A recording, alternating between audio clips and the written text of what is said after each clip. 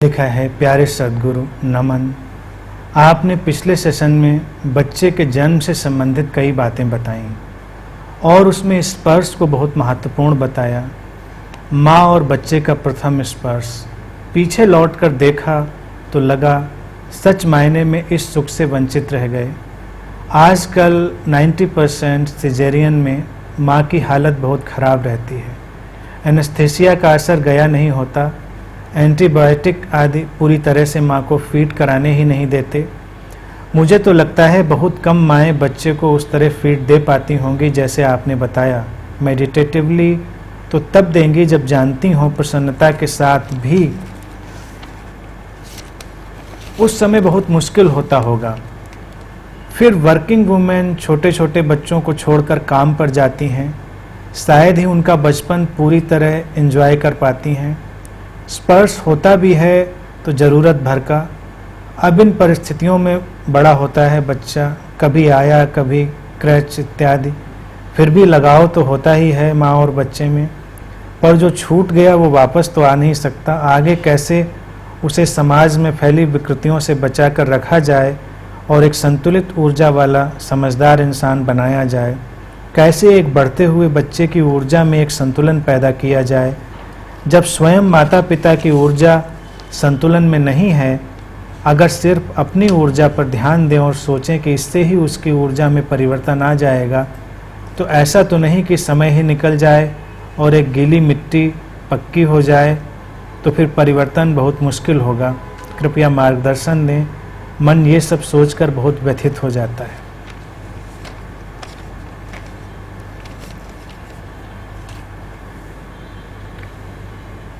जब जागें तब सवेरा। जब बात समझ में आए तब उसको अपने जीवन में लाएं। ध्यान का एक स्पर्श अतीत के सारी परछाइयों को, अतीत के सारे अंधेरों को मिटा सकता है। इंतजार न करें इस बात का कि ध्यान बहुत परिपक्व हो जाएगा तब प्रयोग करेंगे। जो कुछ है वहीं से प्रारंभ करें, गहरी प्रेम और करुणा से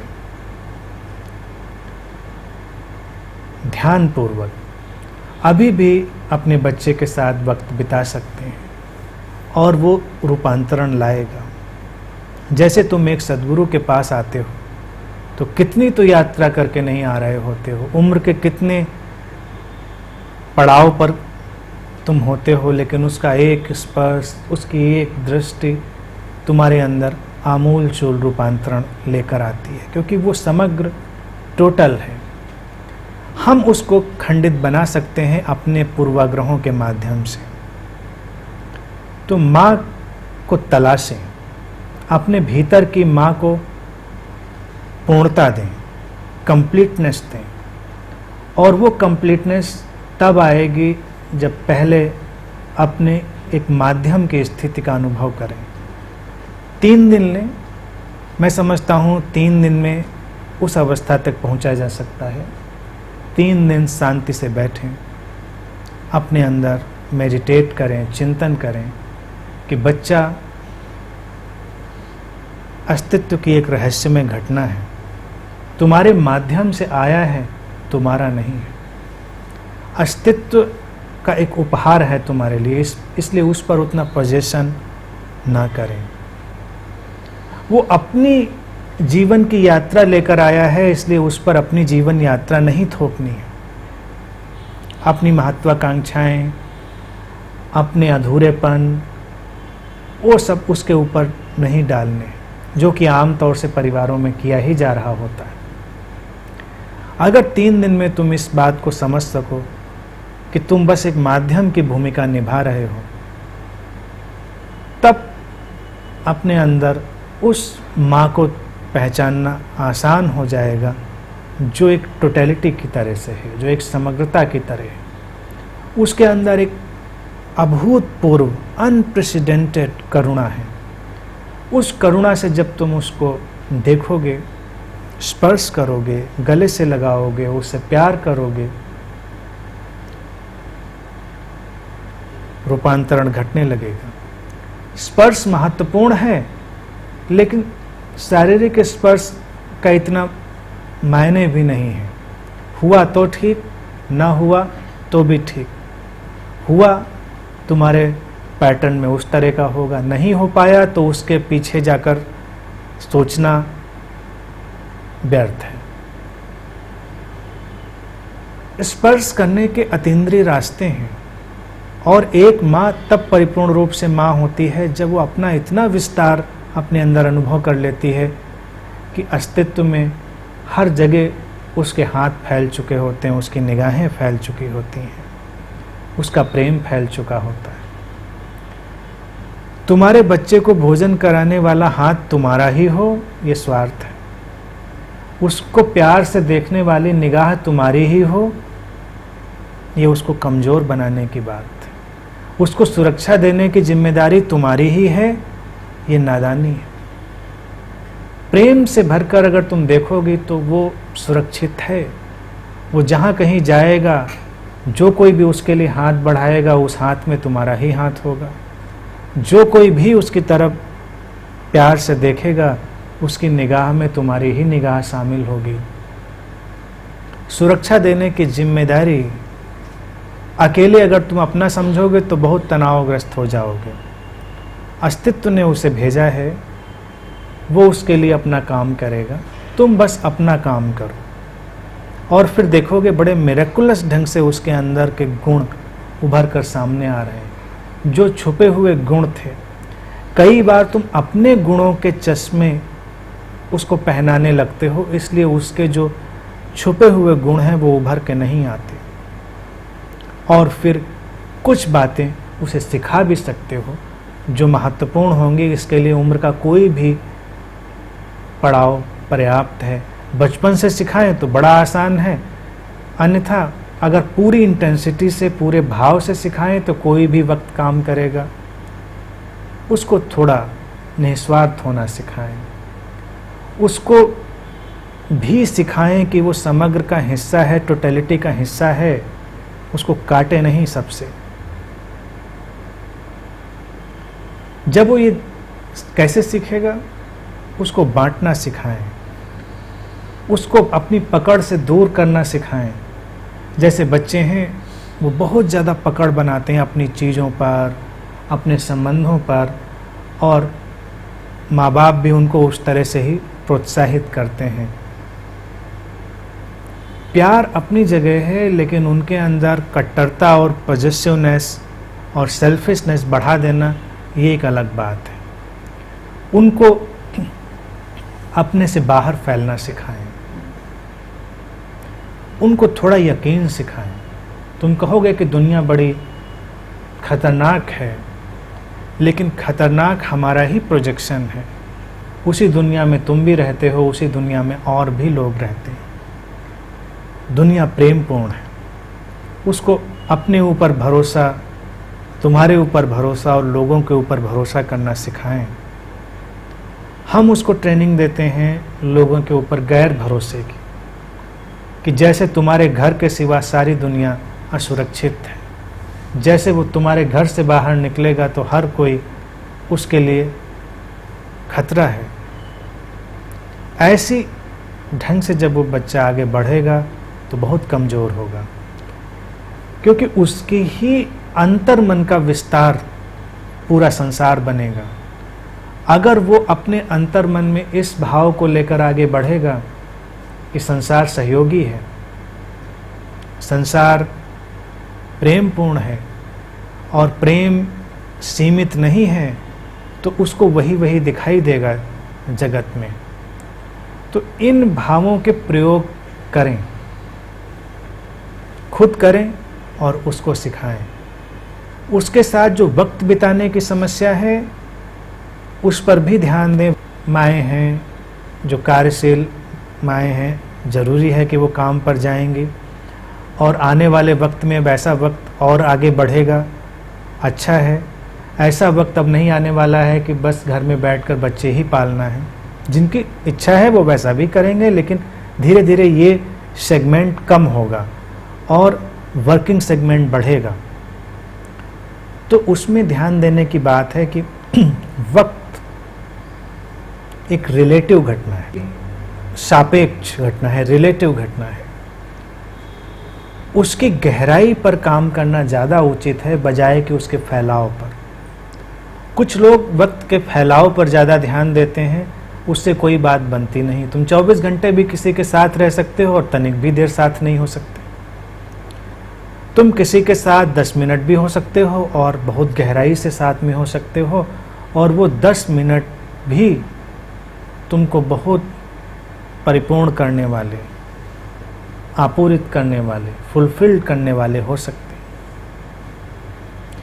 तो आगे आने वाले वक्त में क्वालिटी टाइम ज़्यादा महत्वपूर्ण होगा बजाय कि लेंथ ऑफ टाइम के। वक्त ज़्यादा देना जरूरी नहीं है, वक्त कुशलता और गहराई के साथ जब उसके साथ हो, और उसके साथ क्या किसी के साथ भी हो, परिपूर्णता से। तुम अपनी परिपूर्णता से होना सीखो। अभी इसकी चिंता मत करो कि दूसरा उसे परिपूर्ण समझेगा कि नहीं समझेगा, क्योंकि अगले ही पड़ाव पर तुम्हारी अड़चन ये आएगी कि तुम तो करुणा और परिपूर्णता से व्यवहार करना प्रारंभ करोगे और तुम्हारे बच्चे या तुम्हारे और प्रियजन उसको उस तरह से हो सकता है ना देखें तो कोई बात नहीं, तुम जानते हो ना, तुमको पता है। तुम अपने प्रति ईमानदार बने रहो, और फिर जो तुम्हारे भीतर होता है उसकी तरंगें सबको स्पर्श करती ही हैं। अगर तुम्हारे अंदर नकारात्मक भाव हैं तो उनकी तरंगें भी स्पर्श करती हैं। तुम्हारे अंदर भय के भाव हैं, उनकी तरंगें भी स्पर्श करती हैं। तुम्हारे अंदर प्रेम के भाव हैं तो उनकी तरंगें भी स्पर्श करती हैं। लेकिन अभी तक हमने जगत में जिस प्रेम को जाना है वो बड़ा ही सेल्फ सेंट्रिक प्रेम है। सेल्फ सेंट्रिक प्रेम जब मैं कहता हूं तो वो बड़ा प्रेजुडिस्ड, पूर्वाग्रह से भरा हुआ है, क्योंकि उसकी सारी सीमाएं तुमने तय कर रखी हैं। एक बच्चा जब एक घर में पैदा हो और उसका अंतर्मन इस तरह से विकसित हो कि पूरा अस्तित्व उसके लिए माँ का काम करने लगे, तो उस माँ को समझना चाहिए कि उसने सफलता के साथ अपने मातृत्व को उपलब्ध किया है। लेकिन माँ बाप भी अभी परिपक्व नहीं है, उनके अंदर भी वो हार्मनी, वो मैच्योरिटी नहीं आई है, और बच्चे तो पैदा ही होते रहते हैं। तो माँ बाप अपना भय, अपनी असुरक्षा सब उनको विरासत में दे देते हैं। तुमको काम करना है अपनी इस विरासत को वापस लेने का। विरासत सौंपने का लोगों के अंदर बड़ा फैनेटिक भाव होता है। कई बार तो मुझे हैरानी ये रही कि विरासत हो ना हो फिर भी सौंपनी है। भय और असुरक्षाओं की तो सौंपते ही हो। हर परिवार में, किसी भी परिवार में पूछो, वो कहेगा कि बच्चे नहीं होंगे तो परिवार की परंपरा क्या चलेगी, कैसे चलेगी। कभी ये नहीं सोचते कि ऐसी कौन सी महान परंपरा है तुम्हारे परिवार की जो चलनी ही चाहिए। नहीं चली तो नहीं चली, क्या नुकसान होना है इससे। लेकिन सभी को ऐसा लगता है। ये असुरक्षा है और ये प्रेम नहीं है। विरासत वापस ले लो। तुम्हारे बच्चे तुम्हारे लिए उपहार हैं। उनके लिए तुमने कुछ कमाई नहीं की है कि उन पर तुम क्लेम करो, या करी है। क्या किया? क्या एलिजिबिलिटी थी? कौन सा योग्यता सर्टिफिकेट था जिससे तुम क्लेम करते कि ये बच्चा तो होना ही चाहिए था मेरे यहाँ? अस्तित्व का उपहार है, उसको उसी तरह से देखें, उस गिफ्ट की तरह। उसके साथ उसी एहतियात से व्यवहार करें जैसे तुम किसी कीमती उपहार के साथ व्यवहार करोगे। अभी कोई तुमको गिफ्ट में एक अच्छी कार दे जाए तो न जाने कितने दिन तुम उस पर वो वाला स्पर्श जरूर करोगे जिस स्पर्श की मैं बात कर रहा था। बच्चों पर किए हुए तो, क्योंकि वो तुम मान के ही चलते हो कि तुम्हारे हैं, तुम्हारे शरीर से आए हैं, इसी से तुम्हारे नहीं हो जाते। तुम्हारा शरीर भी तो तुम्हारा नहीं है। अपने शरीर में तुम्हारा क्या कंट्रीब्यूशन है? इतना बड़ा शरीर पैदा हो गया, इसमें तुम्हारा कोई कंट्रीब्यूशन है? तुमने खाया पिया वो भी प्रकृति से, अस्तित्व से, सब बारोड है, तुम्हारा कुछ भी नहीं। तो 3 दिन पहले इस तरह के भाव अपने अंदर स्टेब्लिश कर लें। इसको मैं कहता हूँ फंडामेंटल समझ, बेसिक समझ, और फिर सारा व्यवहार करें। वक्त कभी बहुत दूर नहीं जाता, और क्वालिटी टाइम पर फोकस करें, लेंथ ऑफ टाइम पर फोकस ना करें, क्योंकि हमारा मन वक्त को उतना ही फैला देता है जितना वो खाली होता है। टाइम के ऊपर एक मनोवैज्ञानिक पार्किंसन हुए थे, उनका एक लॉ है, पार्किंसंस लॉ ऑफ टाइम। वो कहते हैं कि वक्त पानी की तरह है, उसको फर्श पर फेंक दो तो 1 गिलास पानी पूरी फर्श पर फैल जाता है, और उसी पानी को गिलास में रखो तो 1 गिलास में ही कंटेंट रहता है। वो कहते हैं अगर किसी के पास कोई लक्ष्य नहीं है, उद्देश्य नहीं है, तो अगर वो एक लेटर भी लिखना शुरू करे, एक चिट्ठी भी लिखना शुरू करे, तो 15 दिन में लिख सकता है, महीने भर में लिख सकता है। जैसे कभी कभी कोई बुजुर्ग, उसके पास कोई बहुत काम नहीं है, उसको एक मेल भी करनी है, तो रोज़ खोलता है, 1 लाइन टाइप करता है, फिर सोचता है, फिर उसको डिलीट करता है, फिर 15 दिन लगा सकता है। और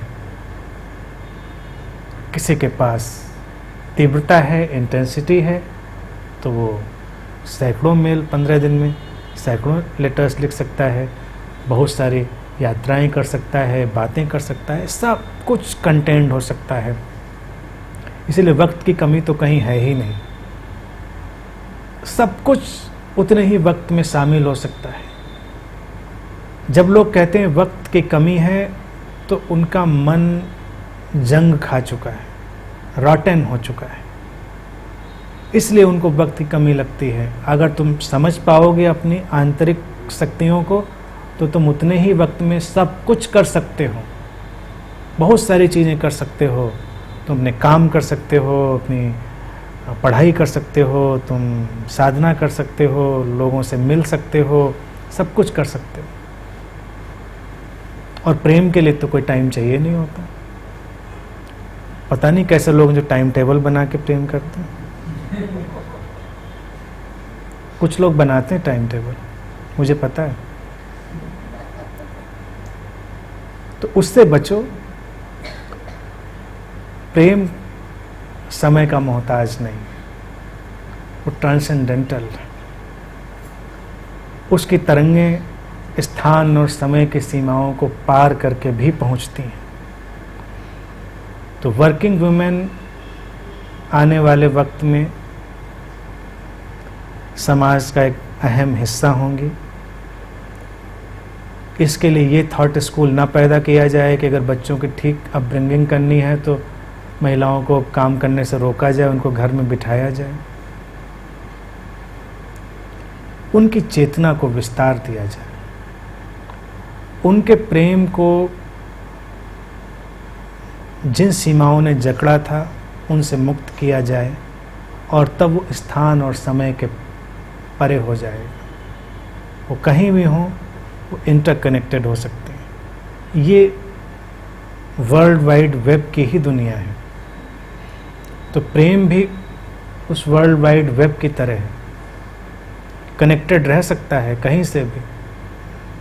तुम्हारा सेल फोन कनेक्टेड रह सकता है, प्रेम में क्या मुश्किल है? उसका एंटीना तो उससे भी ज़्यादा पावरफुल है। हमने तो अपने प्रेम को अपने सेल फोन से भी गया बीता बना लिया है। उसकी कनेक्टिविटी बहुत स्ट्रांग है। ज़रा तलाशें, खोजें और अच्छे से चार्ज करें, उसका बैकअप बढ़ाएं, और फिर तुम हमेशा हर जगह से कनेक्टेड रह सकते हो, कोई समस्या नहीं। और फिर आगे टेक्नोलॉजी भी तुम्हारे हाथ में है।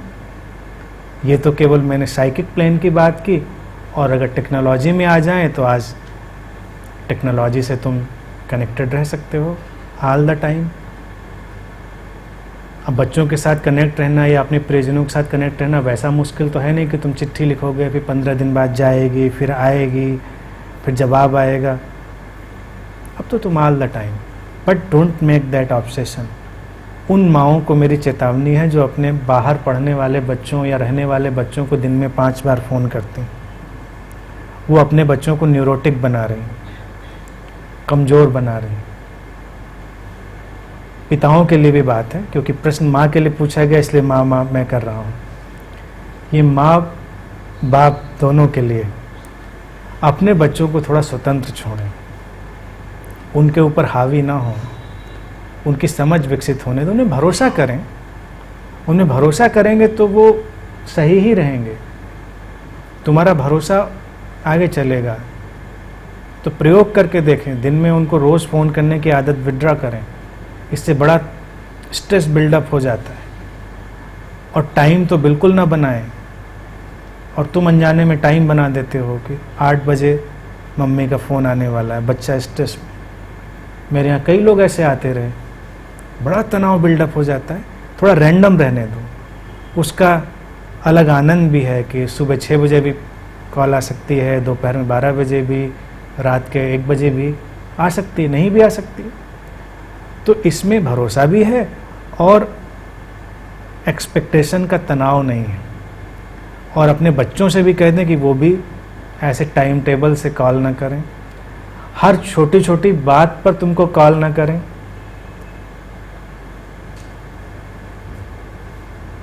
कि अब मैचिंग की पैंट नहीं मिल रही है,